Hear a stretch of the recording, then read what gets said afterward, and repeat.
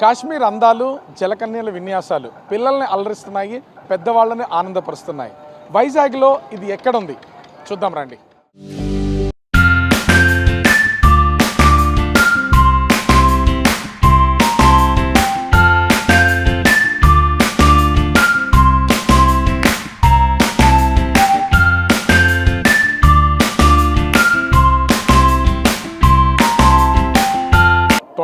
పేరుతో విశాఖపట్నంలో మొత్తం ఒక ఎగ్జిబిషన్ జరుగుతుంది. ఎగ్జిబిషన్లో ముఖ్యంగా జలకన్య అంటే సాటర్డే సండే దాదాపుగా 5-6 జలకన్యలు మొత్తం వైజాగ్తో పాటు చుట్టుపక్కల ప్రాంతాల నుంచి వస్తున్నటువంటి పబ్లిక్ని అందరినీ కూడా ఆకర్షితులను చేసుకుంటున్నటువంటిది అయితే చూడొచ్చు. జలకన్యలు ఒక్కొక్కడు, ఎందుకంటే ఇట్లాంటిది ఎక్స్పో ఇంతకుముందు ఎప్పుడు చూసినటువంటి పరిస్థితి లేదు. ఈ మధ్యకాలంలో కూడా అటు విజయవాడలో జరిగినటువంటి ఒక ప్రమాదంలో అటు జలకన్యలకు సంబంధించినటువంటిది కూడా కాలిపోవడం, డ్యామేజ్ అయినటువంటి పరిస్థితి ఉంది. అయితే వైజాగ్లో జరుగుతున్నటువంటి ఈ ఎక్స్పోలో అనేకమైనటువంటి ఒక పక్క నుంచి కాశ్మీర్ అందాలని చూపించేలాగా మంచు అంతా ఏర్పాటు చేసినటువంటిది అయితే ఉంది. మరోపక్క జలకన్యలు మొత్తం వాటర్లో అటు ఇటు తిరుగుతూ ఉన్నటువంటిది అయితే మనమైతే చూడొచ్చు. వస్తున్నటువంటి వాళ్ళు కూడా చాలా సరదాగా వాళ్ళతో సైకిల్ చేస్తూ ఆమె వాళ్ళు డిఫరెంట్ ఎక్స్ప్రెషన్స్ ఇస్తూ కొంత చూస్తున్నాం కదా. ఎక్కువసేపు లోపల ఉండాలన్నా కూడా వాళ్ళకి వాటర్కి సంబంధించి కూడా ఇబ్బంది ఉంటుంది. శ్వాస తీసుకోవడానికి ఒక్కసారి పైకి వెళ్ళి కిందకు వచ్చి ఆ తర్వాత ఇక్కడికి వచ్చినటువంటి వాళ్ళందరినీ కూడా ఎంటర్టైన్ చేస్తున్నటువంటిది.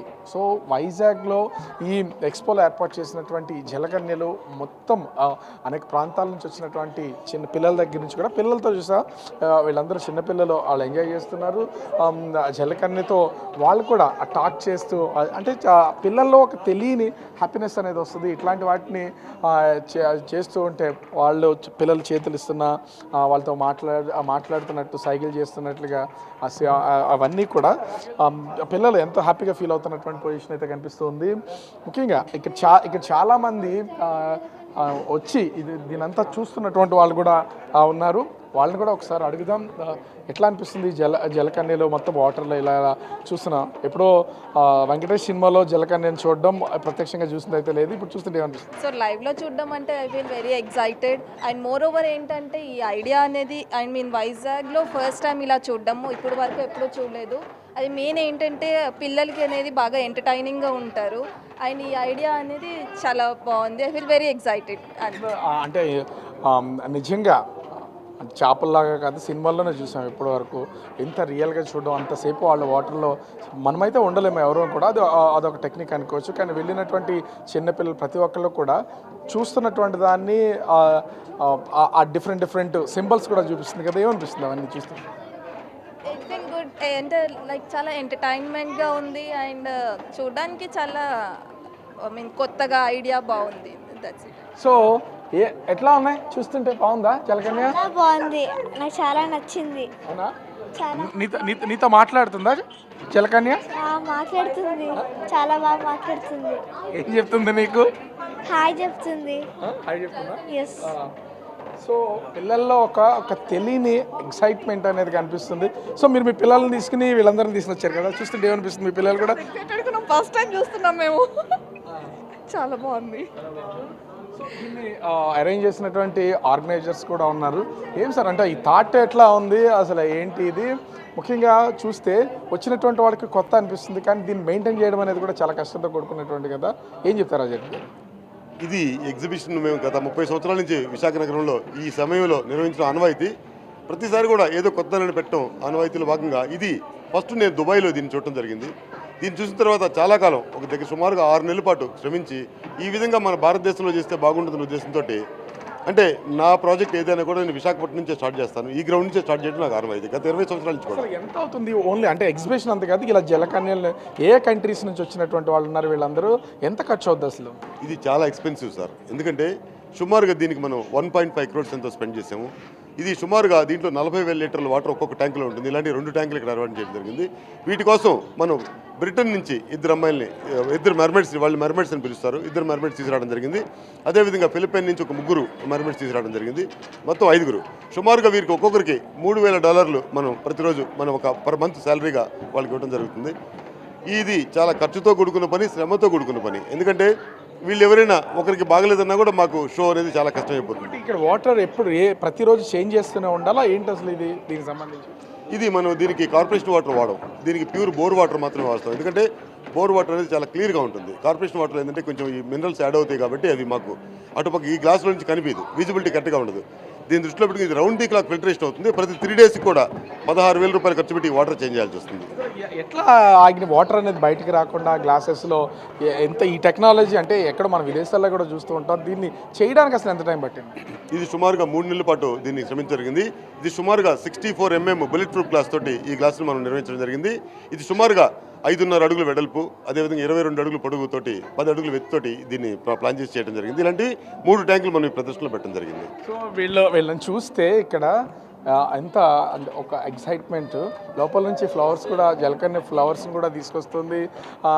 చాలా దగ్గరికి వెళ్ళి వాళ్ళు సైకిల్ చేయడం ఒక్కటే కాదు, వాళ్ళు ఏం చెప్తే అది ఏదో కొంతమంది వెళ్తున్నారు టాటా చెప్తున్నారు హార్ట్ సింబల్ చూపిస్తూ, తను నోట్తో కొంత వాటర్ని బయటికి చాలా డిఫరెంట్ షేడ్లో తీసుకొస్తున్నటువంటిది అయితే మనమైతే చూడొచ్చు. సో ఇంత అంటే కొంచెం ఈ ఇండియాలో చాలా అంటే ఇట్లాంటి వాటిని చాలా తక్కువగా చూస్తుంటాం. వాటి అన్నింటికి సంబంధించి ఇప్పుడు జలకన్యని విశాఖ తీసుకురావడంతో విశాఖలో ఉన్నటువంటి ప్రజలు మొత్తం అందరూ కూడా చూడడానికి వస్తున్నటువంటిది అయితే మనము విజువల్లో చూడొచ్చు. దీనితో పాటుగా ముఖ్యంగా చూస్తే అటు ఎగ్జిబిషన్కి వస్తే అంటే సేనాదివారాలు అయితే కిక్కిరిసిపోయినటువంటి జనం ఉంటున్నారు. చిన్నపిల్లలను ముఖ్యంగా ఎక్కువగా ఆకర్షిస్తున్నటువంటి నేపథ్యంలో ప్రతి ఒక్కరూ కూడా విశాఖలో ఏర్పాటు చేసిన ఎక్స్పో 2025కి చాలామంది రావడం, జలకన్యలను మాత్రం ప్రత్యేకించి చూసి వెళ్తున్నటువంటిది అయితే కనిపిస్తుంది. Hello, I'm Mermaid Zaraya, also known as Deborah, and now I will interview my friend and companion. So, hello, what's your name? Hello, Deb. You know my name. I'm Cleo, your friends from Italy. Oh, yes, of course. And what is your mermaid name? My mermaid name is Thalassa. And mine is Zaraya. So, I know where are you from, and what can I say? Oh, what about Italian food? Oh, Italian food, it's so good, and they have a lot of tastes, and I hope you enjoying one time you going in Italy in the future, maybe. Yes, of course, you must come to enjoy.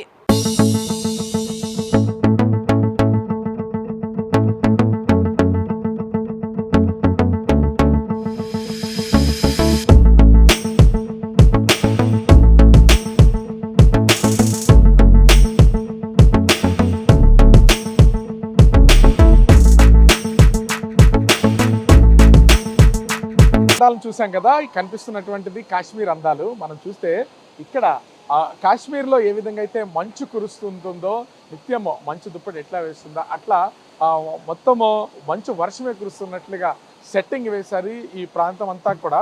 చూస్తే ఎక్కడికక్కడ కాశ్మీర్కి సంబంధించిన Kashmir apples, అదేవిధంగా water falls, కొండలు అన్నింటినీ కూడా ఇంటీరియర్లో చాలా అద్భుతంగా design చేశారు. అంటే ఎక్కడైనా ఎగ్జిబిషన్స్ కనుక నిర్వహిస్తే ఆ ఎగ్జిబిషన్స్లో కొత్తదనాన్ని ప్రజలైతే కోరుకుంటారు.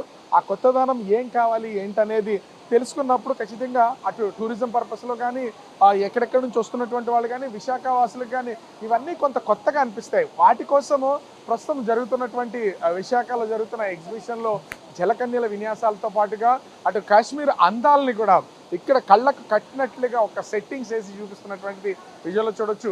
కనిపిస్తున్నటువంటి ఇవన్నీ చాలా అంటే కాశ్మీర్ యాపిల్ని ఎంత అక్కడ ఎలా కాస్తాయి, ఎంత అందంగా ఉంటాయి, చెట్లలో ఉన్నటువంటి వాటి ఎంత బాగుంటాయి అనేది స్పష్టంగా చూపిస్తున్నట్లుగా ఉంది. మరోపక్క చూస్తే ఇదంతా కూడా కొండల్లో నుంచి జాలువారుతున్నటువంటి నీటిని ఇక్కడ వీళ్ళు చూస్తున్నాం కదా. ఒక ఫ్యామిలీ, బహుశా వీళ్ళంతా ఒక ఫ్యామిలీ అనుకుంటా. ఈ ఫ్యామిలీ అంతా ఫొటోస్ తీసుకుంటూ ఎట్లానో కాశ్మీర్ ఎప్పుడు వెళ్తామో తెలియదు, టైం దొరుకుతుందో లేదో కూడా అర్థం కాదు. కానీ వైజాగ్లోకే ఆ కాశ్మీర్ అందాలన్నీ కూడా ఇక్కడికే వచ్చేసరికి వీళ్ళందరూ ఎంజాయ్ చేస్తున్నారు. ఏమనిపిస్తుంది మొత్తం ఇవంతా అటు వచ్చేటప్పుడు జలకన్యలను కూడా చూసినట్లున్నారు. మొత్తం అంతా Kashmir location, water falls, apple తోటల్లాగా చెట్లు, ఇవంతా మంచు కొండలు అని చూస్తే ఏమనిపిస్తుంది? మనమైతే అంత దూరం వెళ్ళలేము, పిల్లలు తీసుకొని ఇంకా జర్నీ చేయాలని చాలా కష్టం. పిల్లలకి వెకేషన్స్ మనం ఎక్స్ప్లెయిన్ చేయడానికి కూడా చాలా రీజనబుల్గా, నీట్గా, డీసెంట్గా ఉంది.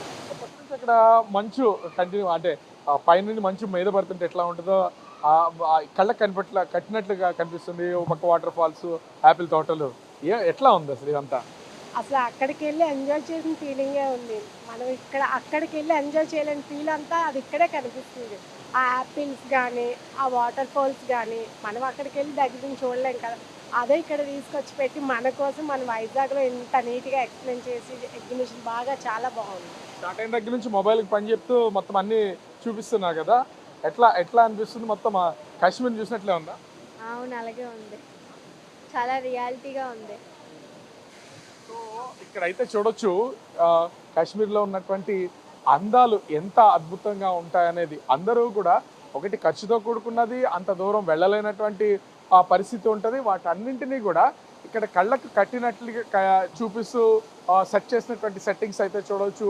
మంచు పర్వతాలు, మంచు కొండలు, చిన్న చిన్న ఇళ్ళు. ఎందుకంటే కాశ్మీర్ కొండల్లో మనం పెద్ద పెద్ద స్టార్ హోటల్స్ని, భవంతులను చూడలేం.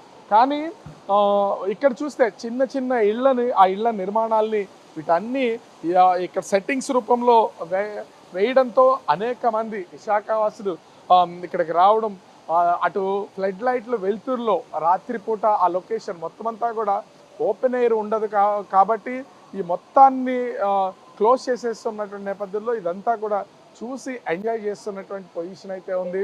వచ్చినటువంటి వాళ్ళు ప్రతి ఒక్కళ్ళు, ఇప్పుడంతా టెక్నాలజీ పెరిగిపోయింది. అటు రీల్స్ చేస్తూ ఇన్స్టా, ఫేస్బుక్, వాట్సాప్ అంటూ రకరకాలుగా సోషల్ మీడియా ప్లాట్ఫామ్లో అన్నింటినీ వాళ్ళకి తెలిసినటువంటి వాటిని, వాళ్ళు చూసినటువంటి వాటిని అన్నింటినీ చూపిస్తూ చేస్తున్నారు. కాబట్టి ఇప్పుడు దీనికి ఒక ఇమేజ్ పెరుగుతుంది. వాళ్ళు చేసేటువంటి రీల్స్ కూడా వాటన్నింటినీ చూపించడం కోసమే ప్రతి ఒక్కళ్ళ మొబైల్ కంటిన్యూగా పనిచేస్తూనే ఉంది. చూడడానికి ఇది చాలా రియాలిటీగా మనము నిజంగానే కాశ్మీర్ లాంటి ప్లేస్లో ఉన్నాము. ఇక్కడే మంచు కొండలు ఉన్నాయి. అదేవిధంగా చూస్తే మొత్తం అంతా కూడా మంచు కొండలతో పాటు ఆ ఇళ్ళు, ఆ తర్వాత వాటర్ ఫాల్స్, యాపిల్ చెట్లు, వీటన్నింటినీ చూస్తే చాలా అంటే చాలా అందంగా కనిపిస్తున్నటువంటిది అయితే ఇక్కడ ఉంది.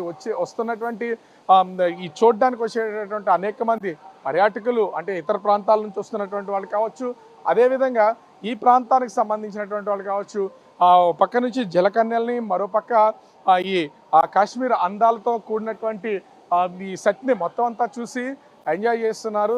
దీనితో పాటు ఎగ్జిబిషన్లో డిఫరెంట్ ఫుడ్ ఐటమ్స్, అదేవిధంగా చిన్నపిల్లలు ఆడుకోవడానికి, ఎంజాయ్ చేయడానికి అనేక ఉన్నటువంటి ఆ నేపథ్యంలో విశాఖ వాసులకైతే 2025 వైజాగ్ ఎక్స్పో అద్భుతాలను చూపిస్తుంది. ఇక్కడ కనిపిస్తున్నాయి.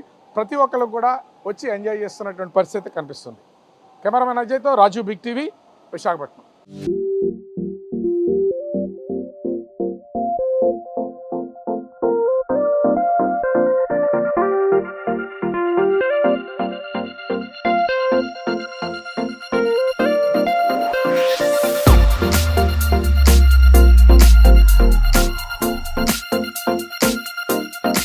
Subscribe Big TV channel